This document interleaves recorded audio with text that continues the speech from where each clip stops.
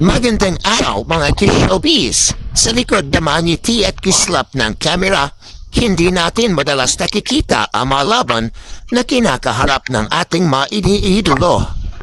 Isa sa mga ito ang pinagdadaanan ng aktres na si Bella Padilla na kamakailan lamang ay nagbahagi ng kanyang personal na kwento tungkol sa kanyang kalusugan. Isang kwento ng laban, pag-asa at tagumpay.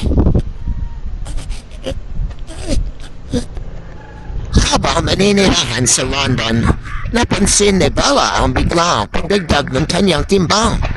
Isang bagay na lubhang ikinagulat niya, lalo pat regular siyang mag-i-ehersisyo at nananatiling malusog ang kanyang lifestyle. Sa una, inisip ni Bella na epekto lamang ito ng matinding lungkot at stress matapos pumanaw ang kanyang ama. Ngunit, nang siya'y makabalik sa Pilipinas at sumailalim sa mga medical check-ups, doon na lumabas ang tunay na dahilan. Ang kanyang thyroid levels ay super off at siya ay na-diagnose na may hypothyroidism. Ipinahagi ni Bella na noong mga unang yugto ng kanyang kondisyon, nakaranas siya ng matinding brain fog at pagkalimutin, bagay na labis na nakaapekto sa kanyang araw-araw. Ngunit matapos siyang magsimula ng gamutan, unti-unting nagbago ang lahat. Bumalik ang kanyang enerhiya at unti-unting nawala ang brain fog na minsan bumabalot sa kanyang isipan.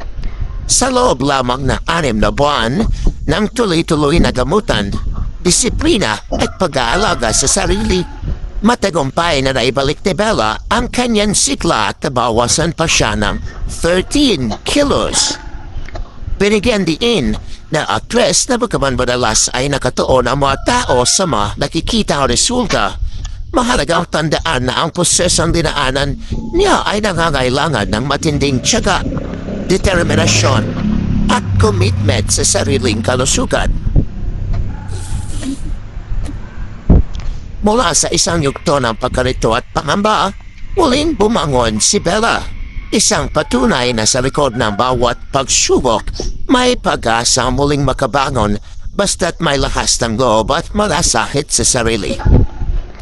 At iyan ang inspiring health journey ng ating minamahal na si Bella Padilla.